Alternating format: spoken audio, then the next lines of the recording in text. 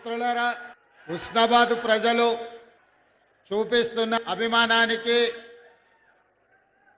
నా హృదయపూర్వక కృతజ్ఞతలు. ఈనాడు హుస్నాబాద్ శాసనసభ నియోజకవర్గ గడ్డ మీద నుండి ప్రజాపాలన ఇందిరమ్మ రాజ్యము 2 సంవత్సరాలు పూర్తి చేసుకుంటున్న విజయోత్సవ సంబరాలతో పాటు తెలంగాణ రాష్ట్ర అభివృద్ధి కోసం భవిష్యత్తు ప్రణాళికలను రచించుకోవడానికి ఆ ప్రణాళికల గురించి హుస్నాబాద్ కుటుంబ సభ్యులందరికీ వివరించడానికి మీ అభిమాన నాయకుడు సహచర మంత్రివర్గ సభ్యులు పొన్నం ప్రభాకర్ గారి అధ్యక్షతన ఈ సమావేశాన్ని ఏర్పాటు చేసి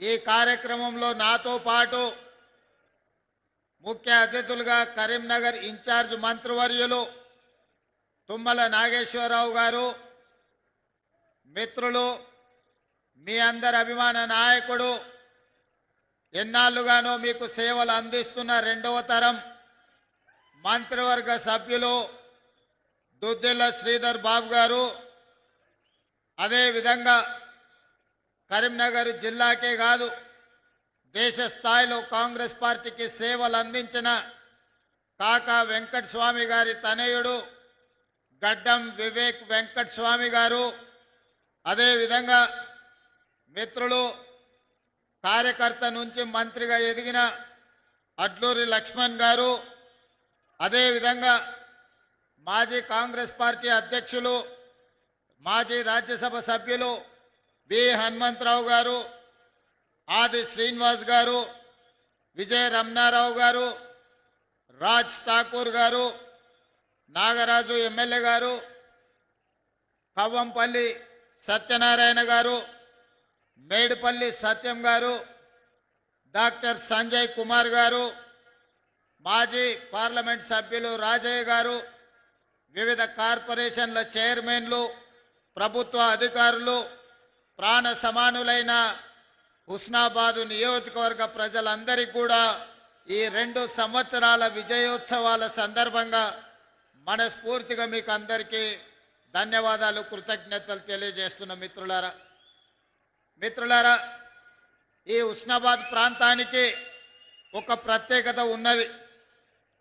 ఆనాడు గడీలు పెత్తందారుల ఆధిపత్యం జరుగుతున్న సందర్భంలో సర్దార్ సర్వాయి పాపన్న గౌడ్ గారు ఈ ప్రాంతం నుంచి బహుజనుల దండుగట్టి బహుజనుల పరిపాలన ఏ విధంగా ఉంటుందో బహుజన సామ్రాజ్యాన్ని స్థాపించడానికి పునాదులు వేసింది హుస్నాబాద్ ప్రాంతం నుంచే అని చెప్పి ఈనాడు మనం గుర్తు చేసుకోవాలి. అదేవిధంగా 60 సంవత్సరాల ఆకాంక్ష, 4 కోట్ల ప్రజల యొక్క బలమైన ఆకాంక్షకు 2001లో ఈ ప్రాంతం నుంచే తెలంగాణ ఉద్యమం ఉవ్వెత్తున లేచి తెలంగాణ రాష్ట్ర సాధనకు ఈ ప్రాంతం కరీంనగరే అండగా నిలబడ్డది. అందుకే 2004న శ్రీమతి సోనియా గాంధీ గారు ఈ కరీంనగర్ గడ్డ మీద నుంచే తెలంగాణ 4 కోట్ల ప్రజలకు ఇచ్చిన మాట నిలబెట్టుకొని 2014న తెలంగాణ రాష్ట్రాన్ని కలను నిజం చేసి ఈనాడు తెలంగాణ రాష్ట్రంలో సగర్వంగా మనము తల ఎత్తుకునే విధంగా ఈ కార్యక్రమాన్ని ఈరోజు మనం నిర్వహించుకుంటున్నాం. ఈ తెలంగాణ రాష్ట్ర సాధనలో బహుజనుల యొక్క పరిపాలన అందించడంలో హుస్నాబాద్ కరీంనగర్ జిల్లా పాత్రను అందరూ గుర్తు చేసుకోవాల్సిన సందర్భం. మరి ఈనాడు ఇంత సమయమైనా మీరు దాదాపుగా 3-4 గంటల నుంచి మా అక్కలు, మా ఆడబిడ్డలు చాలా మంది ఇక్కడికి వచ్చి మమ్మల్ని ఆశీర్వదించడానికి ఎంతోసేపు ఎదురు చూసిండ్రు. కానీ 2 సంవత్సరాల ఉత్సవాలను పూర్తి చేసుకోబోతున్న మనం ఢిల్లీకి వెళ్ళి పెద్దల్ని, ముఖ్యంగా మన 60 సంవత్సరాల యొక్క ఆకాంక్షను నెరవేర్చిన గొప్ప నాయకురాలు శ్రీమతి సోనియా గాంధీ గారికి ఆహ్వాన పత్రికను అందించి వారి ఆశీర్వాదం తీసుకొని మల్లికార్జున్ ఖర్గే, రాహుల్ గాంధీ, ప్రియాంక గాంధీతో పాటు ఈ దేశ ప్రధానమంత్రి నరేంద్ర మోడీ గారికి, ఇతర మంత్రులకు తెలంగాణ రాష్ట్రం డిసెంబర్ 8, 9 నాడు జరుపుకోబోయే తెలంగాణ రైజింగ్ గ్లోబల్ సమ్మిట్ కు సంబంధించిన ఆహ్వాన పత్రికను అందించడమే కాకుండా భవిష్యత్తు కోసం ఏ విధంగా తెలంగాణ అభివృద్ధి ప్రణాళికలు రచించుకుంటుందో వారి అందరికీ ఈరోజు వివరించడం జరిగింది. ఈనాడు మిత్రులారా, డిసెంబర్ 3కు ఒక ప్రత్యేకత ఉన్నది. డిసెంబర్ 3, 2023 నాడు ప్రజా పాలనను మీరందరూ తీసుకురావడం జరిగింది. అదే కాదు, డిసెంబర్ 3కి ఇంకొక ప్రత్యేకత ఉంది. తెలంగాణ మలిదశ ఉద్యమానికి ఉవ్వెత్తున ఊపిరులూది ఉద్యమాన్ని పతాక స్థాయికి తీసుకెళ్లిన శ్రీకాంతాచారి వర్ధంతి కూడా ఈ డిసెంబర్ 3 తారీఖు నాడే.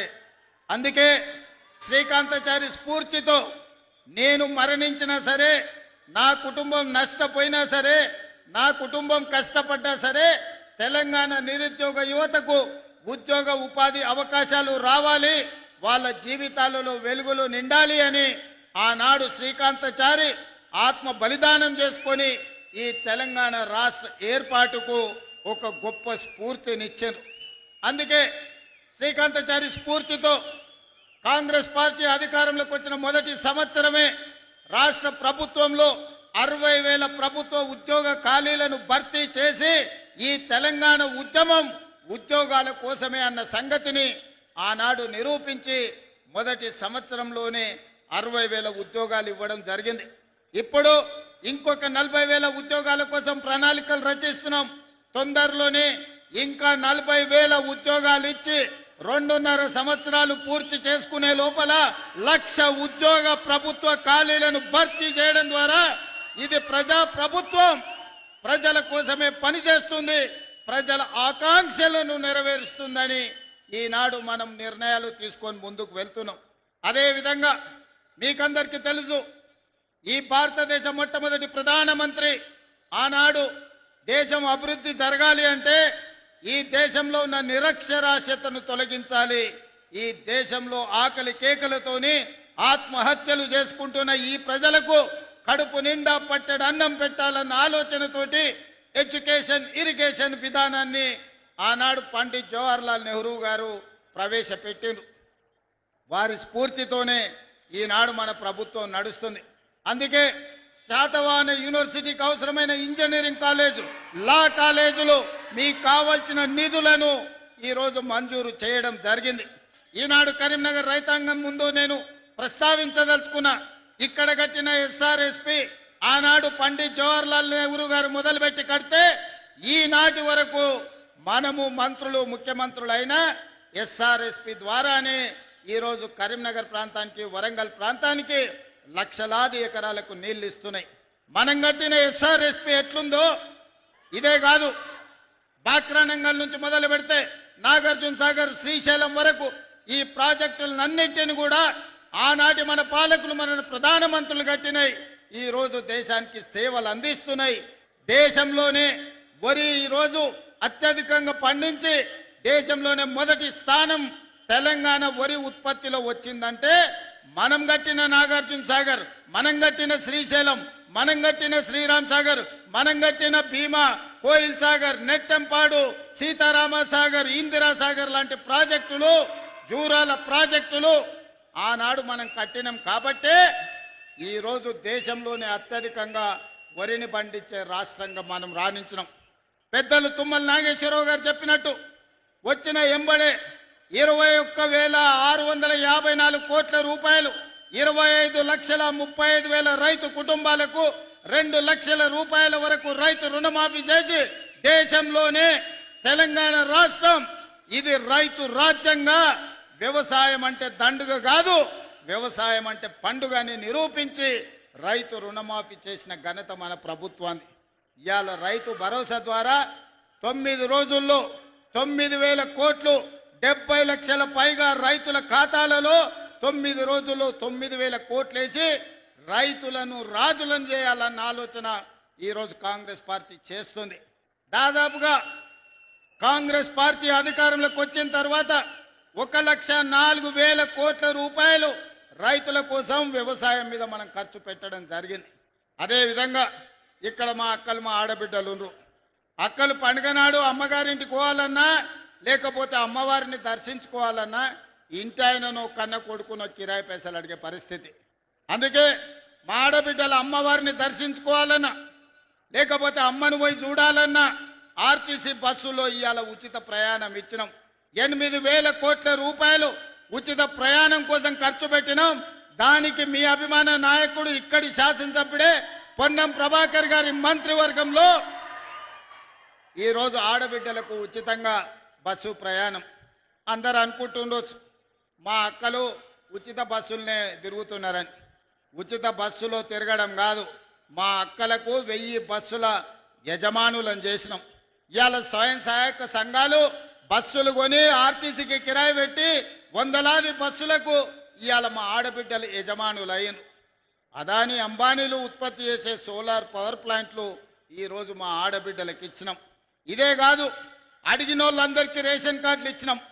ఆయల్ల ప్రభుత్వంలో రేషన్ కార్డు కావాలంటే అదో పెద్ద పైరవి, దొరగడి ముందల చేతులు కట్టుకొని నిలబడాల్సిన పరిస్థితి.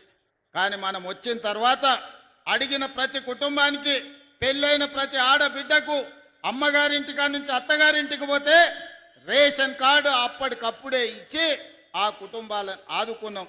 ఆనాడు దొడ్డు బియ్యం ఇస్తే పశువులకు దాన పెట్టేది. కానీ ఇవాళ మనం ప్రతి వాళ్లకు 3,10,00,000 మందికి సన్న బియ్యాన్ని ఈరోజు మనం పంచుతున్నాం. ప్రతి ఇంట్లో ఈనాడు సన్న బియ్యం వండుకొని సంటి పిల్లలకు తినిపించి ఈరోజు మా ప్రభుత్వం ఇందిరమ్మ రాజ్యంలో మేము సన్న బియ్యం తింటున్నాం, మాకు వస్తున్నాయని మా అక్కలు చెప్తున్నాం. అదే కాదు, ఆ ఎల్ల కరెంటు బిల్లు అవతల రూమ్లు ఉంటే యువతల రూమ్లో ఉంటే అవతల బంద్ చేసుకునేది.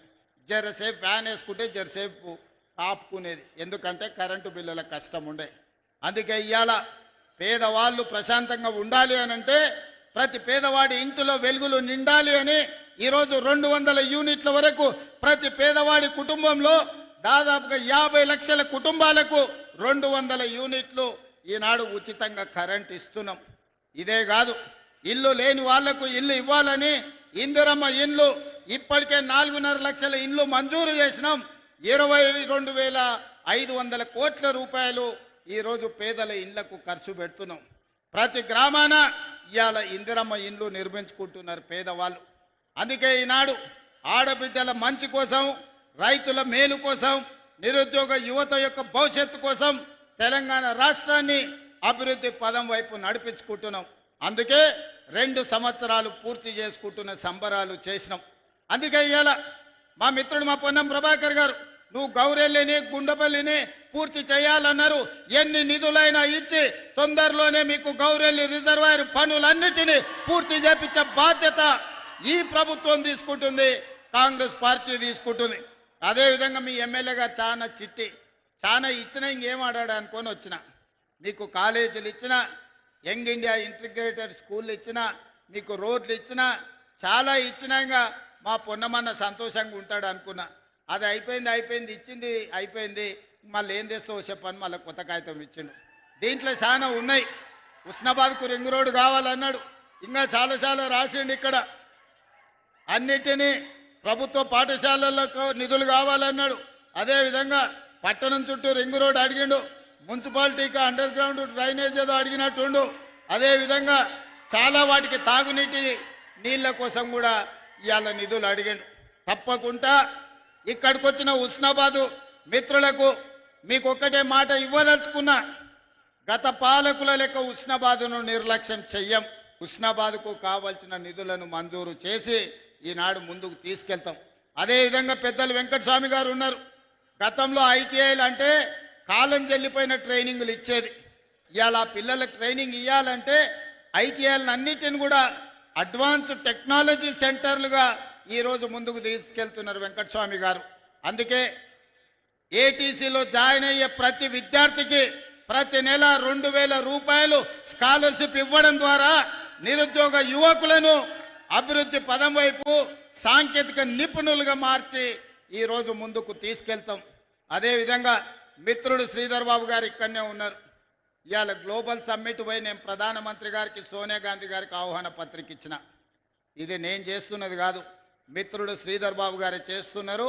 వారి నాయకత్వంలోనే భారత్ ఫ్యూచర్ సిటీలో ఈరోజు తెలంగాణ విజన్ డాక్యుమెంట్ మనం తెస్తున్నామంటే పెద్దలు శ్రీధర్ బాబు గారు అండగా నిలబడి పరిశ్రమలను ఐటీ కానీ ఇండస్ట్రీస్లో పెట్టుబడులు తీసుకొచ్చి ఈరోజు మన రాష్ట్రాన్ని అభివృద్ధి ప్రథమ వైపు నడిపించడానికి వారందరూ సహకరిస్తున్నారు.